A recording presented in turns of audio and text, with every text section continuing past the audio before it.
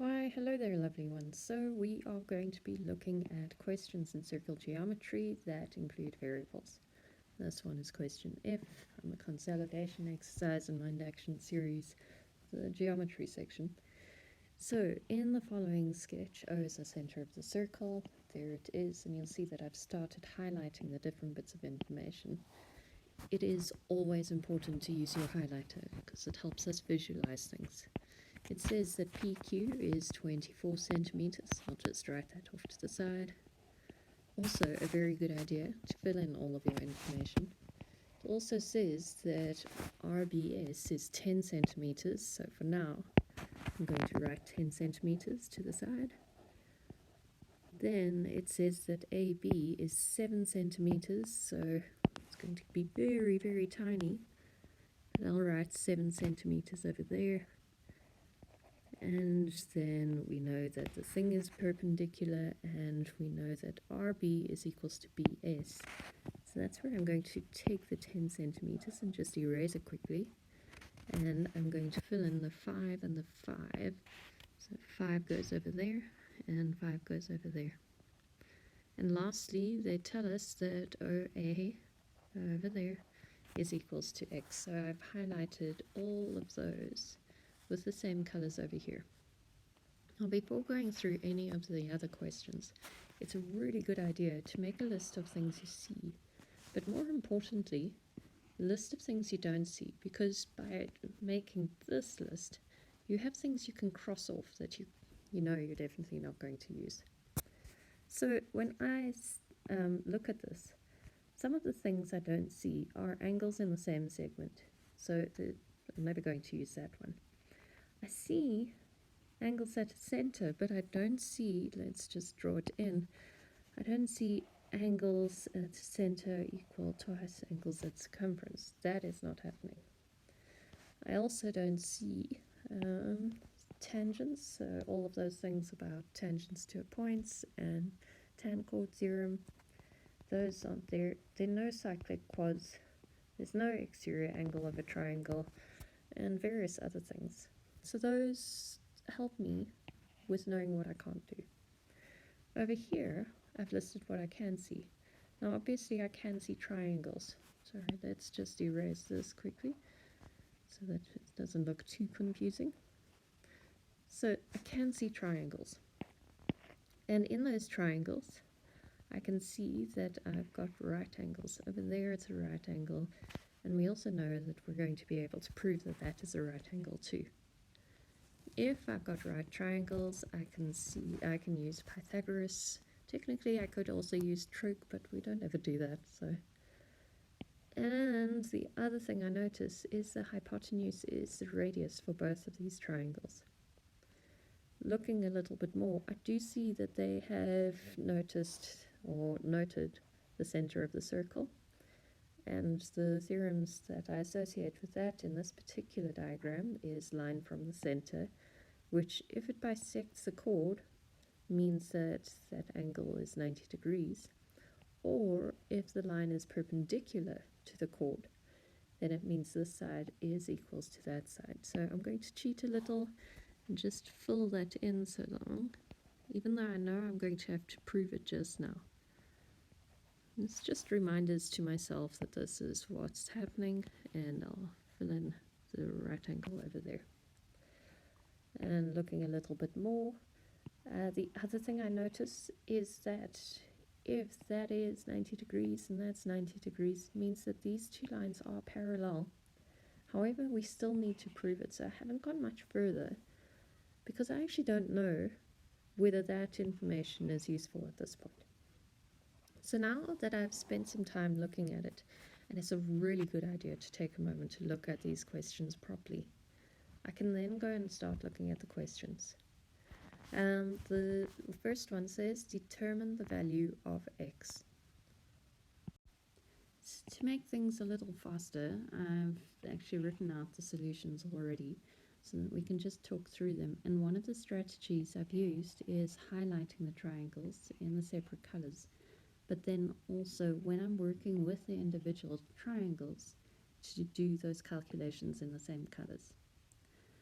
We're asked to determine the value of x, and x is just that little bit of a line, which means we're looking for a length. So I'll just write that off there, rather than the size of an angle. The only thing that we noted in the other part of this about length is we could use Pythagoras. But in order to use Pythagoras, we need to prove the fact that we've got 90 degrees in our triangles, right-angled triangles. With this first triangle, OPA, they've already told us that. The only thing we need to state then is that PA is going to be 12. Let's go through how I've done that over here. And also, why have I made the radius equal y? And that will become more obvious as we go as well. Remember that when you're doing these questions, you have to assume that the person who's reading this is completely stupid and needs to be told everything. So let's go through it. First thing I did is I said let the length of the radius be y. And now I've redrawn the triangle, not because I don't want to use this, but because it's easier for me to use looking at that. Because I'm just working with that triangle, with this part of the problem, or the writer, I have said at the beginning in triangle OAP, so that the person who's reading this knows that they must only look at that section. So I've started by saying that AP is the same as PQ divided by 2. Remember that was 24, so PQ, 24, divided by 2 is 12. And the reason I've given is line from the center is perpendicular to chord.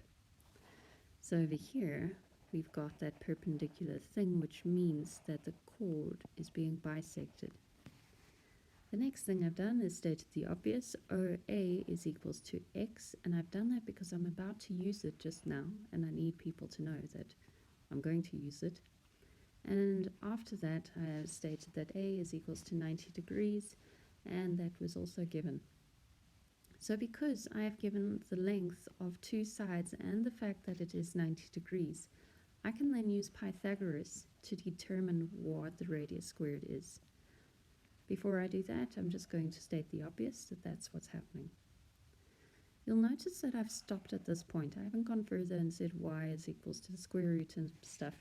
That's because I know I'm not going to have to do it later. The other thing I want you to notice is that all of this has been in one color because it's all one thought process. So when I move over to the green, people know that I've got a different thought process going, and let's take a look. The green triangle is ORB, and I've redrawn it over here so that it's just easier for me to work with. Much nicer looking at one triangle than looking at a mess of lines. Let's scroll down a little. Okay, so in triangle ORB, first thing I'm going to say is RB is equals to RS divided by 2, and that's equals to 5. How did I know that? Because I was told that OB bisects RS. Well, not so much that I was told that they were equal to each other. RB is equals to BS. But it does help us just now, if I use that, to state that these two are perpendicular. Anyway, so that's where I get the 5 from. Then I say that OB is going to be x plus 7, and going back to the diagram again, the way I got that is OB going down is x plus the 7 happening. Okay, then we've spoken about it being perpendicular, and the reason for that is the line from the center bisects the chord. So we're told that it's bisecting the chord. We can, because of that, prove that it's going to be perpendicular to the chord.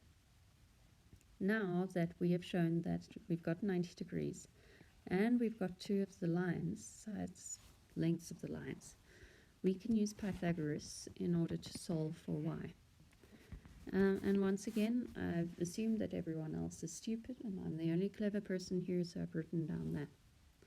Now I create the formula I would to determine what y squared is.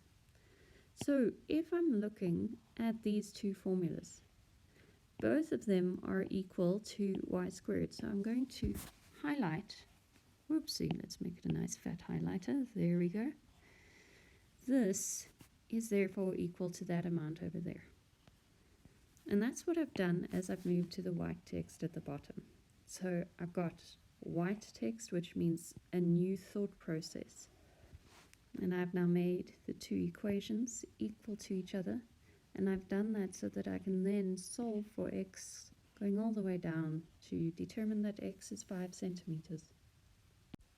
The next part of the question actually asked us to determine the value of the radius. And I know that I've made the radius y. So I'm just going to cheat and take what I've done already. And let's just create a little bit of space over here. So it's question 2. And I'm going to scroll over like that. And I'm going to restate what I had already. Y squared is equals to x plus 7 squared plus 5 squared.